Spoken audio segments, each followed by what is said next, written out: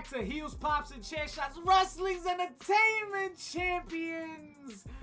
No longer under the radar, because guess what? Everything is bigger in Texas. Even when you hailing from Planet Vegeta, talk to him a minute, my guy, Mysterious Q. Woo! How you doing, my guy? What's up, man? What is good, man? Appreciate your time and thank you for being with us tonight, man. Yo, you do a lot, and we blessed to have you tonight, man. Oh, I appreciate that. Yeah, man. Thanks for coming out. We appreciate you. And you've got quite the career. You are quite the wrestler. You are quite the hot topic in the wrestling scene right now, in the indie scene, not only just in Texas, but in all of indie wrestling. So I got to ask, man, Pro Wrestling, right? That's your come up. How was it like being trained by Booker T? For me, it was, I don't know, you had like some surreal moments, man, because like you'll sit there and you'll hear him talking and he has like a very distinctive voice, but like you kind of get lost in it sometimes. And you can see it when he talks to some people because it's just like, oh shit, this Booker T. And, does he speak? Is there an aura like, behind him? Like, yeah, it's just like, man, bro, like this Booker T, like it just don't hit. With me, like he never really had like anything direct towards me. Like early on, like I would just hear him like getting into somebody or like saying something in passing, and I'll just pick up on it. But it's definitely like an advantage because his mind is so like unique and advanced in the art of wrestling. So like you could do a show for another promoter and he'll just be like, oh man, that was good, and like you just hear that and you're on your way. And with Booker, it's just like, how was that? And he's just like, nah, he has a list or like little nitpicking things that he just gets in you. And you think you had a badass match and he just gets in you with all these little things that could have made the match bigger. But in hindsight, those are things that make you better and make you stick out. Yeah, but you're like, damn, son, like it make me feel good. Yeah, it's just like that was dope, and he just coming and tearing your ass. And just like, and so, it's in front of everybody, so like people may think it was a good match, but after he gets in you, they just look like, okay, I guess that wasn't good. You gotta reset your star, your star setting. We gotta watch that one back. so he's kind of a hard ass, a little bit, huh? Yeah, to a degree. Like he's just super passionate about it. Like he's a big kid to certain degrees, but when it comes to like wrestling and like something he cares about on his show, yeah, he'll definitely let you know, hey, bro, you messed up. So that's big. Yeah, that's huge, right? That's having somebody with that kind of voice, that kind of experience. So you said he didn't really, influence you too much. So who were those guys that influenced you directly? That you feel like you worked more with? You mean like in a locker room, or like as far as like the aspect of wrestling, like having an impact? Yeah, in the locker room. Like who's your mentor? Like who would you say is your mentor? Your wrestle dad? You know what I mean? Man, well, I mean, that would be hard. Like I had like wrestling. I would call them wrestling brothers, man, because no doubt. Because Ryan Davidson, Ruthless Ryan Davidson is a guy down here, and since day one for me, actually, he's been just like that older voice or figure. I would, if I needed to ever like run something by somebody, or if I thought like I was tripping or being like a bitch or something, I run it by him, and he would let me know like straight up if I was or if I'm not. And as I got older, like my circle kind of like grew a little bit bigger with that. So like I have like wrestling brothers and sisters. So I have Ryan Davidson, Gino Medina, Hyon, and Kiefer Bartek. So those are like my circle, and I kind of like go to be like, because I feel it's weird. I kind of feel like in the business, like even though like I have more years than them, you can still learn something from somebody 2 or 3 years into the business. So I always like to keep an open concept and mindset around other people, because the business kind of evolves. And to me, I'll look at somebody like, man, you hot, you got it going right now. And I'll look at my stuff and be like, man, this is stale. Like, show me the key. Like, what you see that I don't see. So like those are like my core group of brothers and sisters who I kind of go to for advice. And of course, you're your biggest critic. You're gonna want the best of yourself, you know, firsthand, and you're gonna critique yourself to the highest. You yourself, you've done a lot. You've had over a 500-day title reign in New Texas Pro as champion. 644. Look at that, 644. 644. Wow. That was an amazing run. Talk to me about that, man. How was it? How did that feel carrying the company for so long and being the guy for so long? It's kind of what I set out. I had a personal mission from the start to kind of like put New Texas like on my back, because it was a fairly new company by the time I came around. And to be honest, like, I didn't know, or I didn't pay attention to like what was happening as it was going on until like it became a big deal in 2020.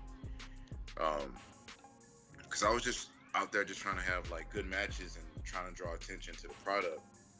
And we hit 2020 where we started to draw attention to it.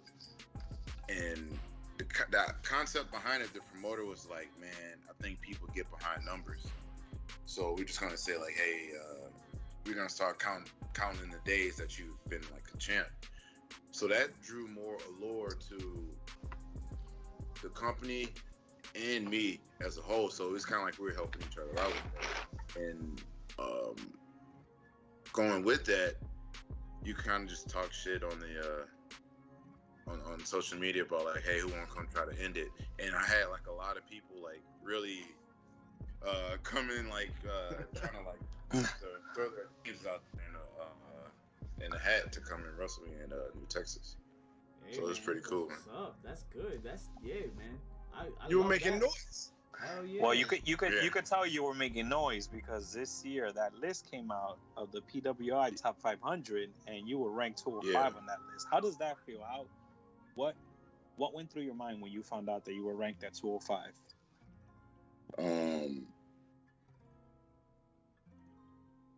It's weird. First I was like, damn, because I was 499 the year prior, and That's a jump, man.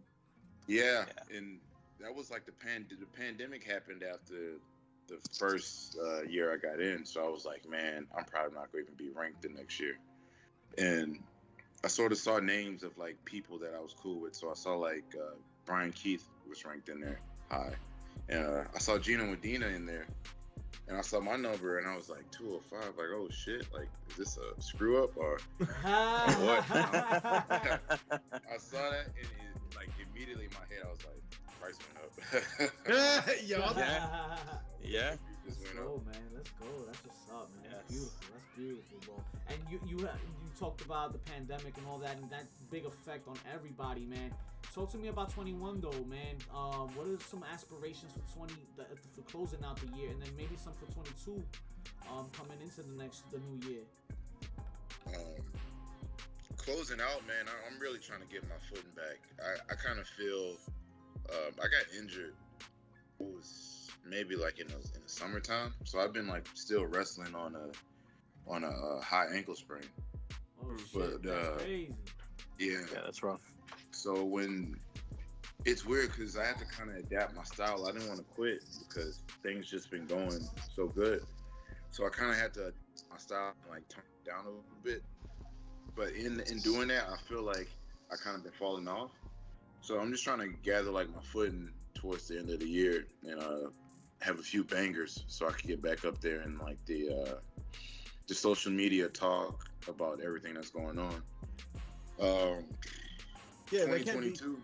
that can't be easy for you with your luchador type style, right? Your cruiserweight style and a high ankle sprain. That must suck.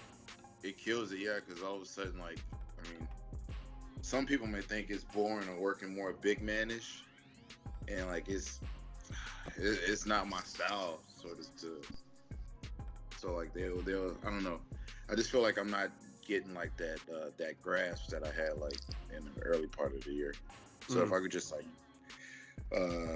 get myself together, man. Gotcha.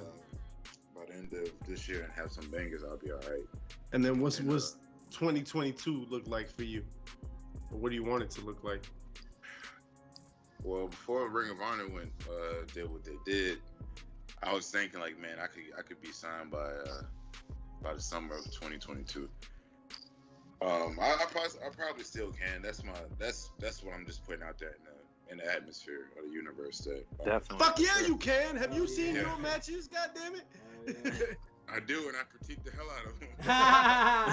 That's right. You only see the bad shit. You gotta see the good shit, man. Yo, 205 for a reason, right? 205. Yeah, that's true. From 400. Yeah, Oof. That's a big jump. Big jump. So I see like ROH was somewhere you were looking to go. Is there anywhere else that you're kind of hoping, wishing, maybe trying to find a way into? ROH, it'll be ROH or Impact, man. To be honest, those seem like the best bets for me because I feel like I would have to go there and raise my stock and show them what I have like on that level. Mm-hmm. So to where like maybe AEW or like somewhere overseas would see and try to pick me up. Like I don't. It's probably shortchanging myself, but I just don't see WWE being like an option for me unless some things change up there. But they're not looking at somebody like me, which I've had to end and like what you would say, like I know some people who knew people up there who kind of let us know the direction that they were going before it got out. So I was just like, well, I mean, yeah, I'm gonna shift my direction towards what I've been saying I was gonna do at the start of the year, which is just have focus on indie wrestling because you can learn a lot at these independent shows, man. And that's for me where I got the most growth is traveling and seeing other workers on the independents. Because I mean, there's some people who get signed, and this is not shit talking, but I feel like, bro, if you're up there in WWE and like you kind of left or you got like released or whatever, you should be like killing shit on the indies, bro. You had all the tools. You were there with all like the top people to learn from. So like you should come straight from there. Like, hey, I'm about to take all y'all spots, bro. Yeah. I don't know, like the competitor in me, when these guys get released, I'm like, I automatically think, oh man, like they coming from a fucking spot. This ain't about to happen. Like, I'm gonna step my shit up. So you need more people thinking like that, though. Exactly. You need that mentality. That's sacred. That's a dying breed right there. Yeah, it's not similar anymore. You get labeled. You get like a label for thinking that way. But like, I'll say it here because that's sort of my mindset, man. Like, I mean, we all have to work together, and that's good. But at the same time, bro, like, I'm trying to make it, bro. Like, yeah. You know, what you just said just reminded me of Kendrick Lamar on Control. Right? The same, like, pretty much. Yeah. It's the same shit, right? Like, oh, we all cool, we all brothers, but when it comes down to it, I'm cutting all your heads off. Yeah, Facts. I'm trying to come to you, bro. Big facts. That's what it comes down to. The pandemic wasn't a bust anyway, though. You picked up cooking along the way. Talk to me about some of that cooking. What you been cooking lately, man? Man, bro, I've been cooking a whole lot lately. I learned how to cook wings, bro. Like, not the rubber ones. Oh, nice. Now you're speaking my language. So shit. What else I've been cooking? Still a whole lot of pasta. Okay. My mom. What kind of pasta? Yeah, huh? What kind of pasta is it? It depends, bro. There's like Rasta pasta. There's some Cajun pasta, bro. Ooh. Vegetarian pasta now. Like I've been like all over, bro. Like just knocking that culinary out. Bro. That's what's up, man. I'm glad, man. Eating healthy is a big plus and a big part of your health, man. You gotta be on top of that, man. It is, especially these days, bro. I gotta ask. All right, you said you make wings. So Yeah. you doing the air fry joint, or you doing like? Oh nah, bro. See, man, I feel like it'll be a disgrace to my grandmother if I had an air fryer, bro. Ah, yeah. The man's Like, traditional. I He's could do- traditional, damn it. He's been breeding for this. Is in the oil, dog. You can't skip that part. Nah, I don't. I mean, I got the little what they call it? It's the old people, the black pans. The cast iron. So, cast iron, yeah. You fry them in the cast iron, you good. You say that grease to the side. You keep it Okay. on the stove like forever. Yeah, in a little jar, yeah. That's how Word, you yo. do it. That's Gotta the keep all Bone in? that seasoning and flavor. No, bone in, bro. On in, right? Talking about nuggets over here. You know, chicken nuggets. This ain't tenders. It's wings, bro. Yeah, chicken tendies. Yeah, it's wings, bro. That's what the flavor at. All the flavor with the bone. Exactly. No doubt, man. We have a spot around by us locally that actually has 99 flavors of wings. If you're ever on the Damn, East 99. Coast, bro, first round's on the bag, guys, for sure, man. We gonna take you out there. One including peanut butter jelly wing, bro. Oh, I mean, there was a Nutella. My bad. It was Nutella, right? Put in Nutella. Peanut butter Nutella. Yo, we Peanut had butter the same Nutella, reaction, jeez. bro. We had the same reaction. That That sounds shit disgusting. changed our lives, dog. Changed our Bro. lives. I don't know, man. I'm not a fan of like the sweet stuff on like the sweet stuff on savory food, man. Yo, That's- I agree, because I can't have my maduros with my rice and beans. yeah. The sweet plantains? Yo, Yeah, I your can't have them plantains. with my rice and beans, man. Really? No, I can't. It's too much Yeah, sweet. sweet plantains Yeah. are sweet. Yeah, they get mad sweet. But I don't know. So you don't put, what kind of sauce do you put in your wings? Do you not like put sweet or honey barbecue or some shit like that? Like I roll with like a honey barbecue sometimes. I mainly do like the original, the regular Frank's hot garlic parmesan. Oh, so you I like- saw Nice, this. nice. Yeah, I just recently saw this Coke and Henny glaze for wings, so I'm gonna Oh, have to try that. man. Coke and Henny. Yeah, Wow. bro. So I was like, I'm gonna have to see how this. So I have rock my with Henny. drink and my wings all at one shot. Awesome. I love it. I love Yeah. the idea. It's a 2-for-1 special. Yeah. You're eating wings and you get lit. Right? Mysterious, man. You've done a lot and you've picked up a lot of gold over at Reality, my guy. Talk to me a minute about all the responsibility, because a lot of people don't really realize that it's not just winning gold. Is not just winning gold to talk shit and to rep. It brings responsibility. Did any specific title bring more weight than others, or did maybe a specific run feel a little harder than another?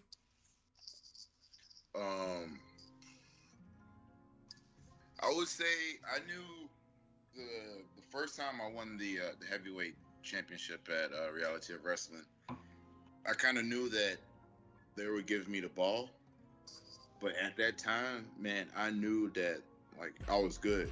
Like I knew that like I was the top that they had. I never showed it like publicly or like to any of my friends, but I knew in my head like nobody was touching me at that time. And it's crazy because I felt that way, but I still felt like I wasn't that good. So like I knew that like I was like the top guy, but I was still like, man, I didn't feel like I was that good. Damn, so your friends are trash. Talk your Yeah. shit. Yeah, bro. I was like, man, like, yeah. But I will say when I won the Texas title the first time with them. No, it was the second time. I kind of felt like it was more of a redemption arc for me, like, because I had kind of fell off at that point. But in my head, I was just like, I knew that I was trying to get back to a come up to where like, hey, I'm trying to get like my skill together, my shit together, and then go do the indies. So when I won the Texas title, in my head, it was the proving point to go out there and like gain all my confidence back. Like I didn't care about it's bad to say, but I didn't care about kind of like thinking about the other guy as much as in that aspect, which I suppose wrestling is all us. But I just knew going out there, it was about me getting my confidence back. Okay. So like that second Texas title run at Reality of Wrestling held the most to me because that kind of opened the door for me now as far as traveling and getting other indie bookings outside of Reality of Wrestling. Nice. Speaking of other bookings and outside of that, where specifically would you, if any, you feel you would like to wrestle going forward? Is there any spot that maybe feels a little bit more homier than others, or maybe just a spot that you want to just go out and reach? I always had a lifelong goal. Since I found out about like independent wrestling, to wrestle for PWG. Nice. So that's gonna be like a goal to like at some point in my life, like I got to, like I can wrestle there and retire and not like get signed, and I'll be fine as long as I had like one or maybe two matches for PWG. Anybody specific or just a match or two?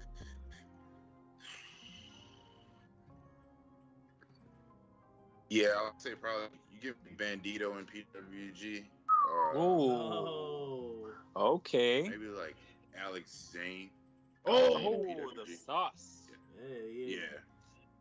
So I'll be set with those two matches, bro. Take my money. Yo, PW, right. Take my money. Book it. Facts, man. Yeah, Facts. book Big facts. Don't be pussies out there. You gotta book that.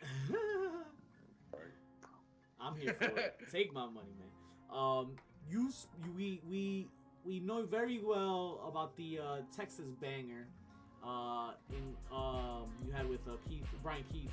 We sponsored that one specifically. We know you can show out. Appreciate y'all for that. Yeah.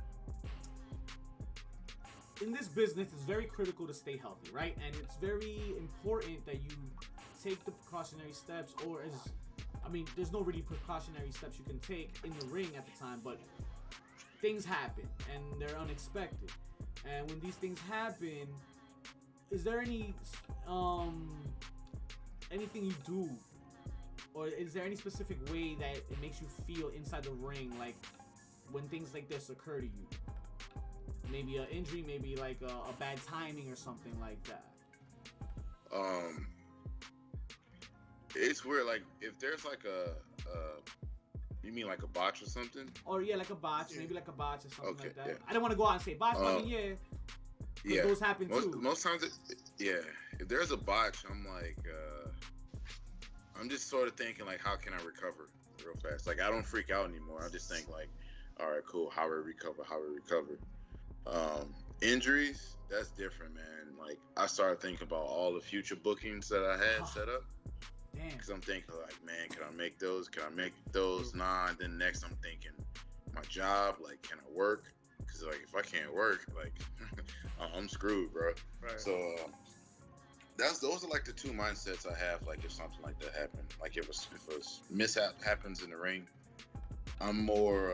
I've been doing this a while, so where like I could sort of recover from it, or just think like, hey, what's the next step? But injuries, man, your whole life my whole life be flashing before my eyes, man. Ooh, that must be tough, bro.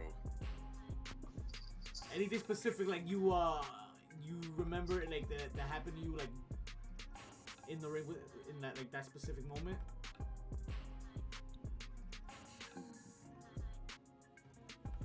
That one.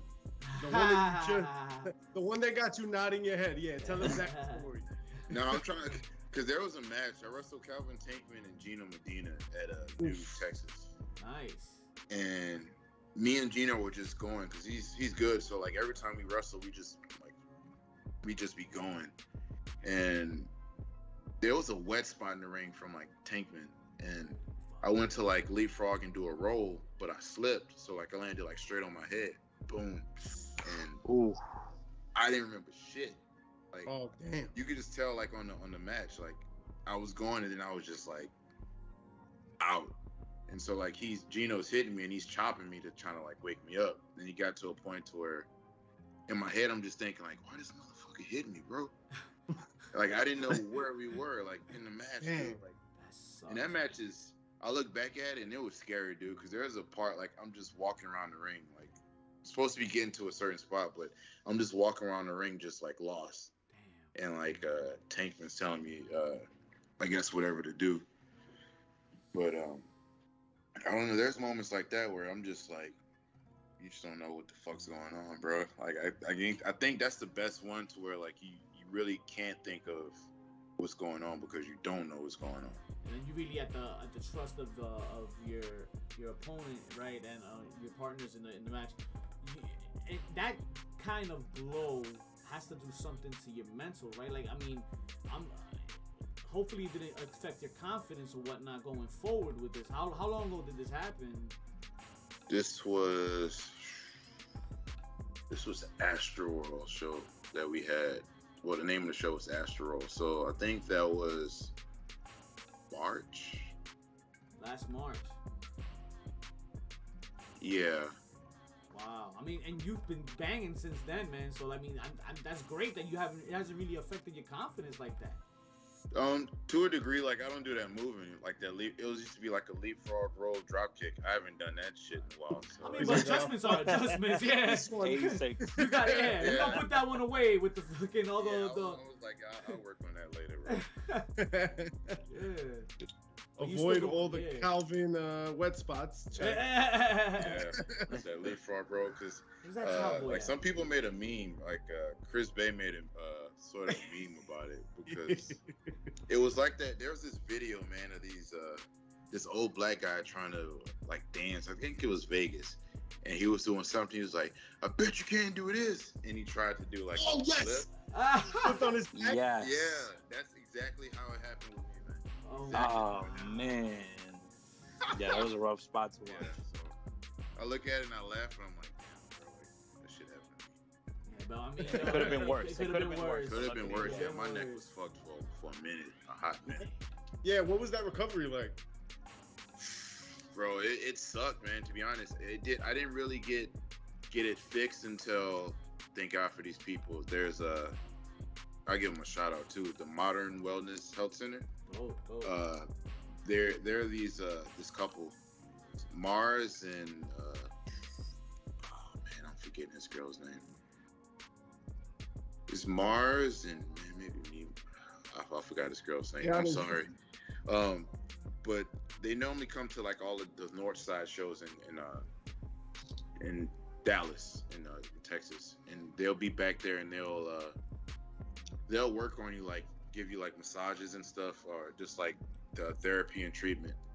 And so I kind of went to them and I was like, hey, like my neck's been bad, because I told them what happened, and she worked on me, and it was like, man, maybe like the most painful shit I've ever been through in my life, of her just like pressing into everything and me turning. But man, like after that torture session, dude, my neck's been fine ever since. Man, still not doing that damn leapfrog. Fuck that leapfrog, man. Not doing that leapfrog roll though. Never again. Never, bro. So Mysterious, I'm curious. Why lucha style? What drove you to perform this style of wrestling? What were some of your influences, maybe growing up watching this style of wrestling? It's weird because I picked lucha heavy until 2018, because I would see like the style, but I didn't know it was lucha when I was watching it. Because in WCW in my days of watching, Rey Mysterio was the shit, and like I didn't know that was lucha, like until I said it, but I still didn't. It didn't process with me. And so like when you would see like Eddie and Ray do some stuff and like they're flying and stuff, and also like great Sasuke, because he kind of had lucha stuff in his. Mm-hmm. And you see that and like you just think like these high flyers going, and it wasn't until a guy approached me and Gino about wrestling at Lucha Bros, and I was like, what? And I was like, oh shit. Well, hold on. Like we got like 6 months to. I got 6 months to get my shit together. Yeah. So then I started looking more into like the lucha style, and around that time also like lucha was picking up a lot of steam, and there was the intergender matches were a big thing, and low key that's what most of like those matches were. It was kind of like the female doing her spots around like the guy, and the guy would just base for them. So that's kind of like how I really got into like lucha. And once like I started doing it and I saw like my stock sort of rise, I was like, all right, well, lucha is what I need to be, bro. That's where it's at. Yeah, no Yeah. doubt, man. No doubt. That's what's up. Definitely, for sure. That's dope. Is that where you started incorporating your mask? No, I had the mask from day one. Okay, all right. Definitely had the mask. Do you only wrestle with the mask, or do you also do matches with the mask? Yeah, I wrestle with it on the indie circuit. At Reality of Wrestling, I wrestle without it. Okay. For me, mainly that's because like they took it off. This is probably like the second time they took it off there, and I got tired of people just saying, "You need to lose the mask, and like you'll get signed if you lose the mask." And it's kind of like, this is for all the people who are just like lose the mask or whatever. So like I wrestle for Booker T. That has like this big platform, like they just got TV across the nation. Dope. So like if somebody wanted to sign me outside the mask, this is the perfect platform, the TV setup, everything. It's like in a perfect package right Awesome. there, set up. So You're like, fuck, man, fine, I'll do it. That's my addition right there. But as far as like the indies, man, like I like the allure of my mask. Yeah, it's a dope mysterious. mask, bro. We love it. I'll keep it on, It's man. funny because I'll go to shows like Trisha Dora. Yes. It was my first Battle Club Pro show, and so like she's around the ring and she's going over some stuff, and I go and like I introduce myself to her, and like she's kind of like, hey, how you doing, like in passing, and like goes back to like doing whatever she does, and O'Shea Edwards kind of like did the same thing. It was like, oh, what's up, bro? So I get in the full get up, put my mask on and everything, and right before I'm about to go out, she comes up to me. She's like, nice to meet you. A big fan of your work and all this stuff. And I was like, all right. Like, see, I kind of like it. Yeah, Some people just don't see me outside the mask. They just think, all right, this is big dude. Like, all right.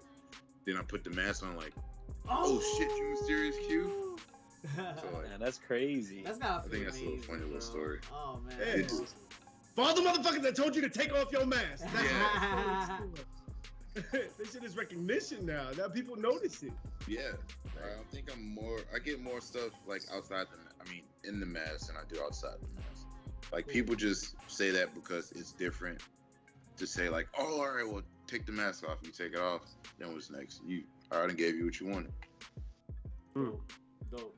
Yeah, people wanting more. That's the key right there, man. Smart man. Mysterious Q, I thank you again for your time, my guy. Appreciate you being along with the bad guy shooting the ish with us. We have a tendency to rocket strap, so let's see what happens from here on out, man. We wish you the best of the best going forward, but before we let you go, we like to end with a lightning round. We call the round of chair shots, and Mischief's gonna take it away. Why don't you go ahead and handle that, Mischief? Word. So a quick lightning round. You tell us the first thing that comes to your mind. You're a man that works out. What is your favorite cheat meal? Wings. Yeah, homemade, right? Homemade. Not in the Yeah. air fryer. You shut the fuck up, 'cause you don't know how to eat no damn wings. Yo, you don't gotta chew to the bone always, man. Yo, you take like a little nibble. Yo, that shit is embarrassing. I can't take- You would be disappointed to see how the villain eats his wings. You Cheap don't wanna see heat, that. cheap That's a heat. mess. I gotta do Bro, what I you- gotta do, You man. be leaving That's a meat on the mess. bone, bro. He leaves all of it on the. He like licks the sauce off and then that's it. Like it's like a And then- dead ass, like a little nibble, like a little. Some sauces mouse. be filling, man. Peanut butter jelly, come on. I be getting filled. Shut up, bitch. You fucking suck. What's your favorite movie? Shit. Shaun of the Dead. Nice. Oh, not an answer I thought I'd hear from you, but that movie's fucking kicking. Yeah, I I love that. fuck with that. Yeah. Fuck with that. Yeah. if you had a superpower, what would it be? Invincibility. All invincibility. Yeah. Nice. That's all I need. Just invincibility. So, who's someone you want to meet in your life, either real or fictional? Could be anybody. Fictional. Real or fictional, however. Fictional Goku, of course. Nice. Okay. Real, Tupac. Ooh. Nice. Well, I don't know if that falls under fiction because he's dead, but Tupac. That's all right. We'll take it. What are you gonna ask Tupac if you see him? Why'd you move to Cuba? Nah, what are you gonna? I don't know, bro. I would just I don't know, just shoot the shit with him. I feel like I wouldn't even have to ask him a question. He would just start talking, and I'll just sit there and listen to him, bro. Yo, he is like a professor. Like yeah, legit. Spit knowledge. What is the worst purchase you've ever made?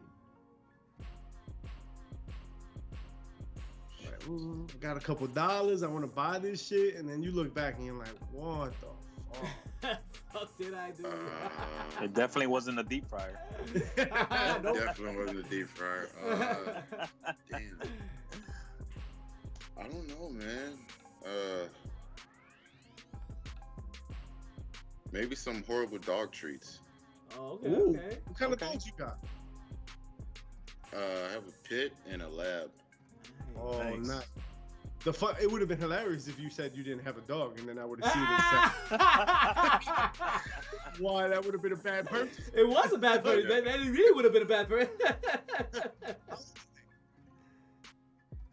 Your dogs. So what? How old are your dogs? How is this one? The pit is 6 and my lab is 3. Oh, nice, nice. Okay. So we talked about a couple injuries you've had. So what's the dumbest way you've ever been injured? You're like, I just can't. Damn. I can't believe this shit. It was probably my first injury, man. Like I knew I shouldn't have let this dude do it to me, but it was like a 4'11" guy trying to give me a power slam, and almost landed on my head. So I just put my hand out to protect myself and broke my wrist. Oh. Were you out of action for a minute? Yeah. Actually, I had a cast on my hand for about 6 months, and it never healed until I got surgery. Damn, man, that sucks. I'm sorry to hear that. Yeah. So, I mean, wrestling's dangerous, right? It comes with the territory, and wrestling is dynamic, right? It's also performance. What is it? Combat theater, as Daniel Bryan would say. So, in this theater, in your opinion, right, Mysterious Q, in your opinion, what's more important, the face or the heel? The heel. The heel? Why do you think that? You heel. You got to. I mean, cause bro, without any villains, what's Batman? Just going around the city, just a dude in the cape. Like if you just had the villain, if you just had the Joker running throughout the streets doing the shit that he was doing, you have a big ass problem. Yeah, I agree. So like, but Batman running around in tights is just a weirdo. Yeah, you got real issues then. Like, it's not crime. What the fuck are you doing? Yeah. Maybe he's into. Maybe that's the fetish. Oh, keep it inside, Papa. I don't want to see that shit. Underwear on the inside of your pants. So, who's your favorite heel of all time?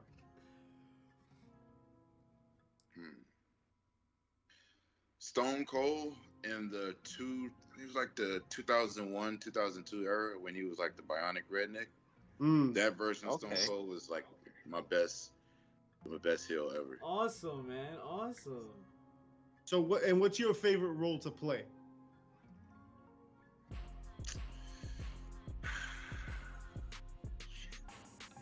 Man, that's hard. I would say heel, man. Definitely heel.